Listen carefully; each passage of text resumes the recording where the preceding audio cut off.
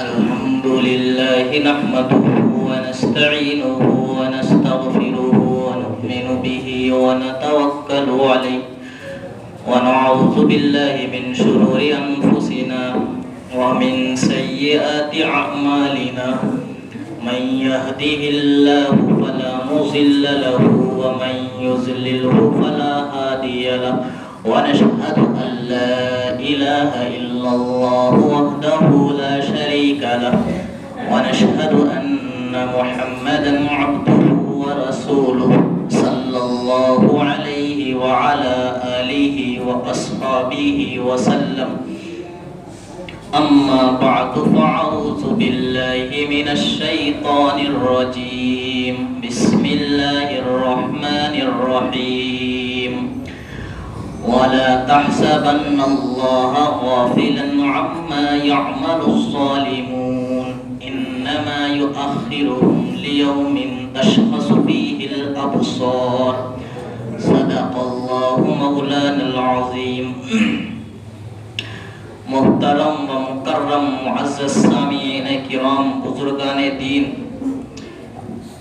نوجوان ساتھیوں اور پیارے بچوں اور بزرگوں، فلسطین کے مسلمانوں کے حالات پوری دنیا کے سامنے موجود ہیں کہ کس طرح سے ظالم اسرائیل اپنے ایٹمی ہتھیاروں کے ذریعے سے اور کئی وزنی ٹن بموں کے ذریعے سے معصوم بچوں کو شہید کر رہا ہے اور وہاں کی عورتوں کو بیوہ اور وہاں کے بچوں کو یتیم بنا رہا ہے. یہ سارے حالات جو ہے پوری دنیا دیکھ رہی ہے اور جو مسلم حکمران ہیں وہ خاموش تماشائی بنے ہوئے یہ سارا کھیل دیکھ رہے ہیں، سارے حالات دیکھ رہے ہیں، مگر کوئی کچھ بولنے کے لیے تیار نہیں ہے.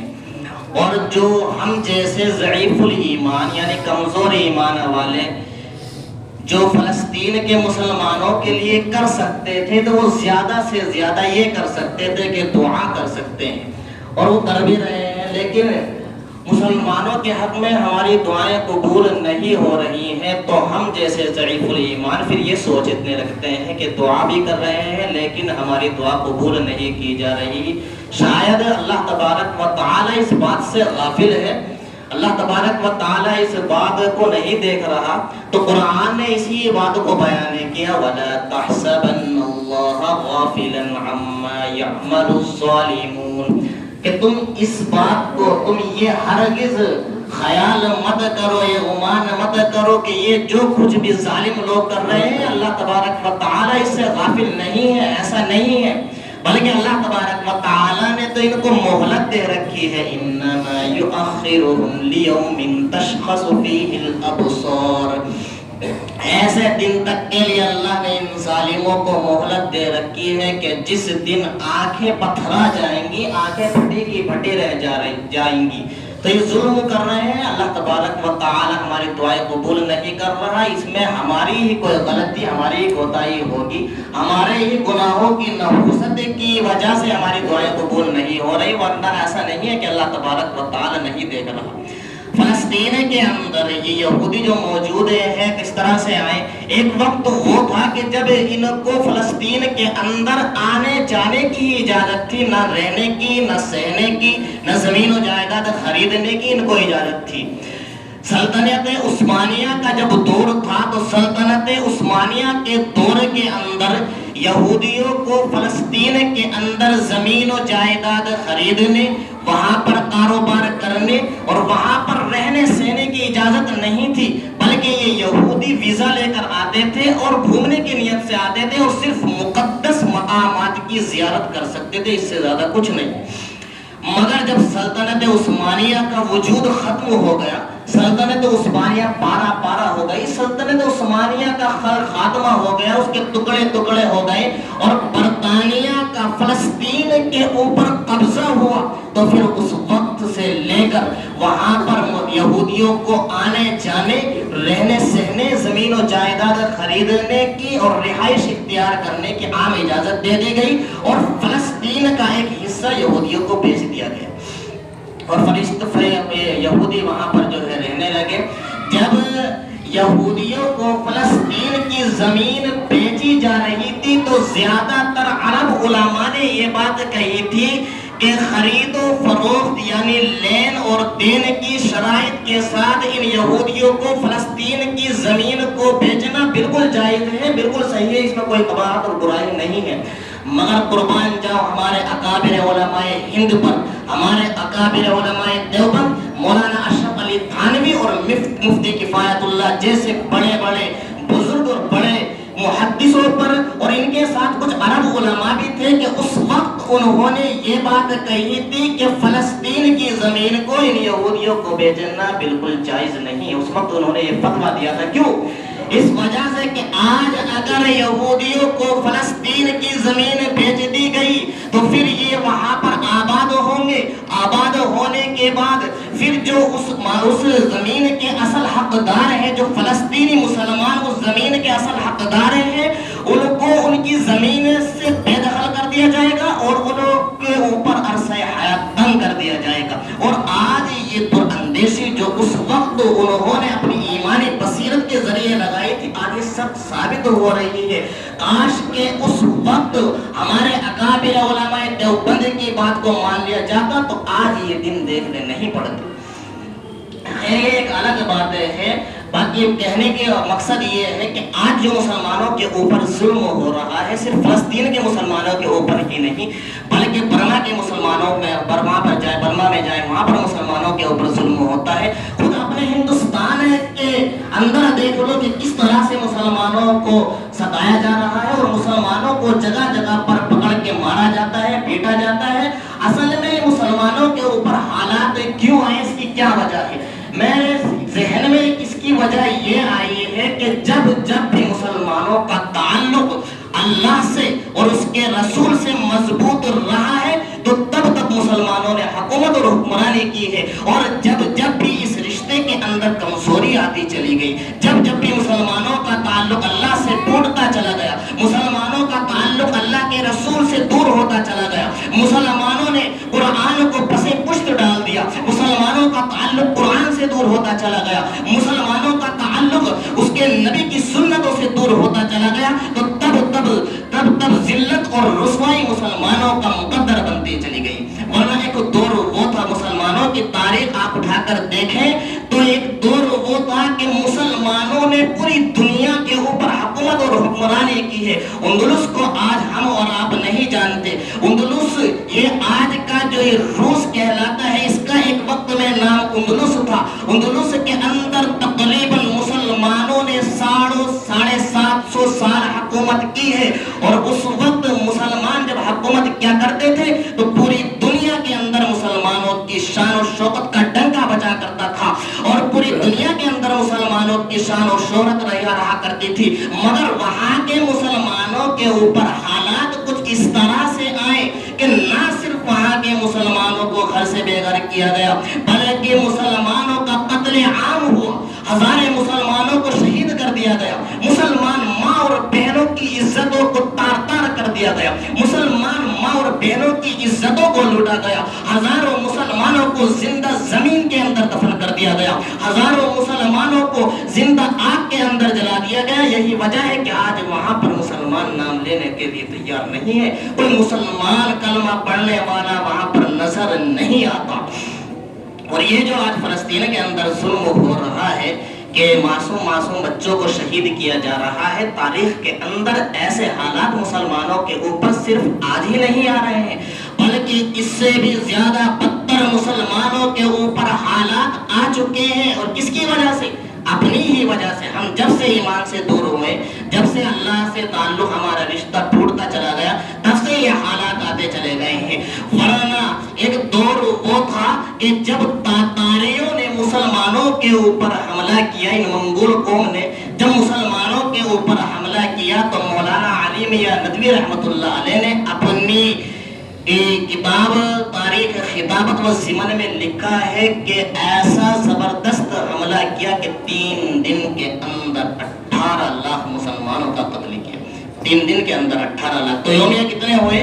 6 لاکھ یومیہ ہوئے 6 لاکھ۔ ایک دن کے اندر تقریباً یا تو 6 لاکھ سے زیادہ یا 6 لاکھ سے کم مسلمانوں کو شہید کیا جاتا تھا، اور مسلمان اتنے چکے تھے، اتنے بزدل ہو چکے تھے کہ ایک تاتاری عورت کنویں سے پانی بھر رہی ہوتی ہے اور ایک مسلمان گزر رہا ہے جو بچ گیا، تو وہ تاتاری عورت مسلمان کو کہتی ہے کہ تو مسلمان ہے؟ وہ کہتا ہے کہ ہاں۔ وہ کہتی ہے اچھا رک کہ تو یہاں پر کھڑا ہے، میں ابھی گھر سے خنجر لے کر آتی ہوں اور تجھ کو ذبح کرتی ہوں۔ تو اس مسلمان کے پیروں کی پنڈلیوں میں اتنی طاقت نہیں ہوتی تھی کہ وہ بھاگ سکے۔ یہ بزدلی اللہ تبارک و تعالیٰ کی جانب سے مسلمانوں کے دلوں کے اندر ڈال دی گئی تھی۔ اور تاتاری عورت گھر سے خنجر لے کر آتی ہے اور اس مسلمان کو وہیں پر پٹکتی ہے اور پٹک کر ذبح کرتی ہے، پھر وہ وہیں پر ذبح ہوتے ہی مرتا ہے اور تڑپ تڑپ کر مرتا ہے، وہیں پر جان دیتا ہے۔ یہ بزدلی مسلمانوں کے دلوں کے اندر اللہ تبارک و تعالیٰ نے ڈال دی تھی۔ ایک وقت ایسا آیا کہ جب چاروں طرف سناٹا ہی سناٹا تھا، جب چاروں طرف مسلمانوں کی لاشیں ہی لاشیں بکھری پڑی تھی، مسلمان دیکھنے کو نظر نہیں آتا تھا۔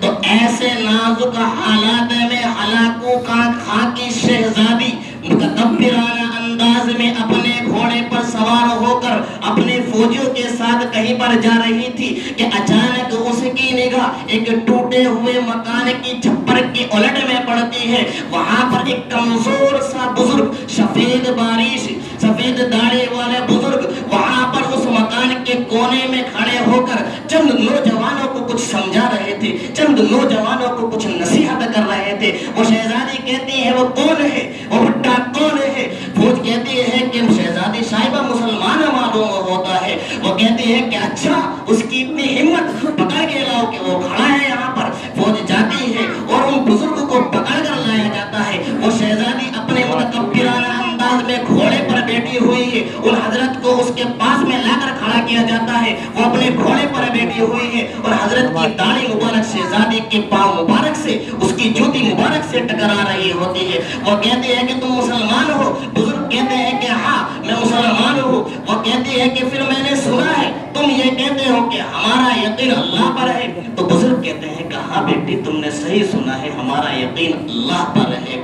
پھر وہ شہزادی کہتی ہے کہ اچھا، پھر میں نے یہ بھی سنا ہے تم یہ بھی کہتے ہو کہ اللہ جس کے ساتھ وہ کامیاب اور اللہ جس کے ساتھ نہیں وہ ناکام۔ تو بزرگ کہتے ہیں کہ ہاں بیٹا ایسی ہی بات ہے، اللہ جس کے ساتھ ہوتا ہے وہ کامیاب ہوتا ہے اور اللہ جس کے ساتھ نہیں ہوتا تو وہ ناکام ہوتا ہے۔ وہ شہزادی جوش میں آتی ہے اور کہتی ہے پھر مان کیوں نہیں لیتے، مان کیوں نہیں لیتے کہ اللہ ہمارے ساتھ ہے، اللہ تمہارے ساتھ نہیں۔ یہ بات سننی تھی، بزرگ کے منہ سے ایک چیخ نکلتی ہے۔ وہ کہتے ہیں کہ نہیں نہیں بیٹی یہ بات نہیں ہے، اللہ آج بھی ہمارے ہی ساتھ ہے۔ جب وہ یہ شہزادی بات سنتی ہے وہ کہتی ہے کس بنیاد پر تم یہ بات کہہ رہے ہو کہ اللہ آج بھی تمہارے ساتھ ہے؟ وہ بزرگ کہتے ہیں کہ بیٹی یہ بتاؤ تمہارے پاس مویشی ہیں، جانور ہیں؟ اس زمانے میں یہ ہوا کرتا تھا کہ جس کے پاس جتنے زیادہ مویشی ہوا کرتے تھے، جتنے زیادہ بکریاں ہوا کرتی تھی، جتنے زیادہ گھوڑے اتنا ہی زیادہ مالدار، جتنے زیادہ اونٹ اتنا ہی زیادہ مالدار ہوا کرتا تھا۔ اور پھر ان کو چرانے کے لیے شکاری کتوں کو رکھا جاتا تھا۔ تو وہ بزرگ کہتے ہیں کہ بیٹی تمہارے پاس مویشی ہیں، جانور ہیں؟ تو کہنے لگی واہ یہ کیسا دیوانہ پن کا سوال ہے، ہمارے پاس جانور نہ ہو، ہمارے پاس مویشی نہ ہو، ایسا ہو ہی نہیں سکتا، ہمارے پاس تو لاکھوں لاکھ مویشی ہیں، ہمارے پاس تو لاکھوں لاکھ جانور ہیں۔ بزرگ کہنے لگے مجھے بھی پتا ہے تمہارے پاس جو ہے جانور ہے، اور پھر یہ قوم تو کھانا بدوش قوم تھی، ایک جگہ ٹکتی ہی نہیں تھی، بنجارے قوم تھی، ادھر ادھر جو ہے پھرا کرتی تھی، یہ تو ان کے پاس تو لاکھوں لاکھ جانور ہوا کرتے تھے۔ تو بزرگ کہنے لگے کہ اچھا یہ بتاؤ تم نے ان کو چرانے کے لیے شکاری کتوں کو رکھ رکھا ہے؟ کہنے لگی کہ واہ ہمارے پاس تو ایسے تربیت یافتہ کتے ہیں اور ایسے شکاری کتے ہیں کہ اگر ایک مرتبہ بھونکے تو 10,000 بکریاں نیچے پیچھے کی طرف آ جائیں۔ تو وہ بزرگ کہنے لگے کہ اچھا یہ بتاؤ کہ تم ان شکاری کتوں کو ان کے ساتھ کیوں بھیجتی ہو؟ جب چرنے کے لیے جانور جاتا ہے تو تم ان شکاری کتوں کو ان کے ساتھ چرانے کے لیے کیوں بھیجتی ہو؟ تو شہزادی کہنے لگی کہ ان کتوں کو میں اس وجہ سے بھیجتی ہوں تاکہ کوئی ہمارا جانور ہماری سرحد پار کر کے ہماری سرحد سے پار نہ چلا جائے اور کسی شکاری درندے کے ہاتھ نہ لگ جائے، کوئی شکاری درندہ اس کو نہ اچک لے، ہمارا جانور نہ لے جائے، اور اس وجہ سے شکاری کتوں کو میں ان کے ساتھ بھیجتی ہوں۔ تو حضرت کہنے لگے بس بیٹی بس جاؤ، بلا دیا، آج ہم نے اپنے احکام کو بلا دیا، آج ہم نے اسلام سے دور ہو گئے۔ جس نوجوان کے ہاتھ میں آج قرآن ہونا چاہیے تھا، آج اس نوجوان کے ہاتھ میں شراب کا جام نظر آتا ہے۔ جس نوجوان کے پیٹوں کی جیب میں، جس نوجوان کی جیب میں قرآن ہونا چاہیے تھا، آج اسی نوجوان کی جیب کے اندر تاش کی گڈی نظر آتی ہے۔ جس نوجوان کے قدم آج نماز کے لیے مسجد کی طرف بڑھنے چاہیے تھے، آج اسی نوجوان کے قدم عیاشیوں کے اڈوں پر، شرابوں کے اڈوں پر جا کر رکتے ہیں۔ جس نوجوان کو ایک ملک کا مجاہد اور ملت کا مجاہد بننا چاہیے تھا، آج وہ ملک کا، آج وہ قوم کا عیاش بنا ہوا ہے۔ بیٹی، آج ہم مسلمان اسلام کے دائرے سے باہر ہوئے تو اللہ نے اسلام کے دائرے کے اندر ہم کو لانے کے لیے تم جیسے شکاری کتوں کو چھوڑ رکھا ہے، ورنہ بیٹی اللہ تو آج بھی ہمارے ہی ساتھ ہے۔ اور واقعی بات بھی یہی ہے کہ آج اگر مسلمان حقیقت میں سچا اور پکا مسلمان ہو جائے تو میں قسم کھا کر کہتا ہوں، جس طرح سے آج سے کئی سو سال پہلے مسلمانوں نے پوری دنیا کے اندر حکومت اور حکمرانی کی تھی، تو آج بھی مسلمان جو ہے اسی طرح سے پوری دنیا کے اندر حکومت اور حکمرانی کریں گے۔ دعا کرو اللہ تبارک و تعالی ہمیں پکا اور سچا مسلمان بننے کی توفیق نصیب فرمائے۔